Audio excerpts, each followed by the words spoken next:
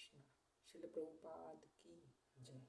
अध्याय 1 श्लोक नंबर 41। शंकरो नारकैव कुलघ्नानां कुलस्य च पतन्ति पितरो ह्वेषां लुप्तपिण्डोदक्रिया।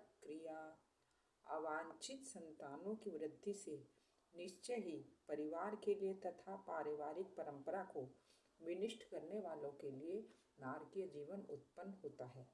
ऐसे पतित कुलों के पुरखे गिर जाते हैं क्योंकि उन्हें जल तथा पिंडदान देने की क्रियाएं समाप्त हो जाती हैं। अब जैसे हमने पिछले श्लोक में पढ़ा था कि अवांछित संतानें उत्पन्न होंगी, क्योंकि जब परिवार के वयोवृद्ध लोग सब वध हो जाएगा, उनका नाश हो जाएगा, तो जो पूरे के पूरे परिवार में जो है कुल परंपरा नष्ट हो जाएगी, जिससे कि अवांछित संतानें उत्पन्न होंगी। तो इस श्लोक में बता रहे हैं कि अवांछित संतानों से क्या होगा, परंपरा तो नष्ट होगी ही, साथ ही नारकीय जीवन उत्पन्न होता है, नरक के समान जीवन उत्पन्न होता है।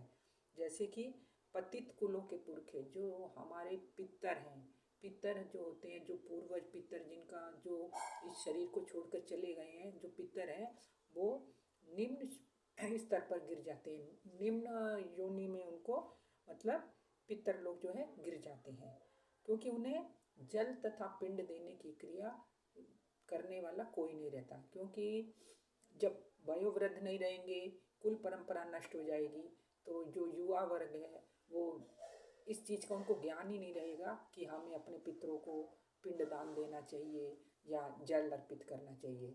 जैसे हमारे भारतवर्ष में परंपरा है कि वर्ष में एक बार श्राद्ध पक्ष के में जो है, श्राद्ध पक्ष जो होता है उसमें पितरों को जल और अन्न दिया जाता है। लेकिन जब कुल परंपरा नष्ट हो जाएगी तो उनको इस चीज़ का ज्ञान ही नहीं रहेगा कि हमें ऐसी इस तरह अपने पितरों को जल या पिंडदान देना चाहिए।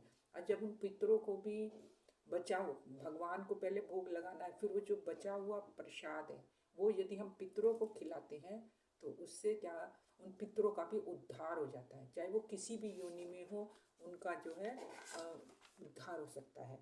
तो यहाँ भगवान बोल रहे हैं कि केवल भक्ति करने से, केवल यदि हम कृष्ण की भक्ति करते हैं तो सैकड़ों क्या हजारों यदि पितरों को, यदि हमारे पितर किसी भी योनि में हो, चाहे प्रेत योनि में हो, चाहे भूत योनि में हो, चाहे किसी भी योनि में हो, उनको उनका जो है उद्धार हो सकता है। हरे कृष्ण। श्री प्रभुपाद की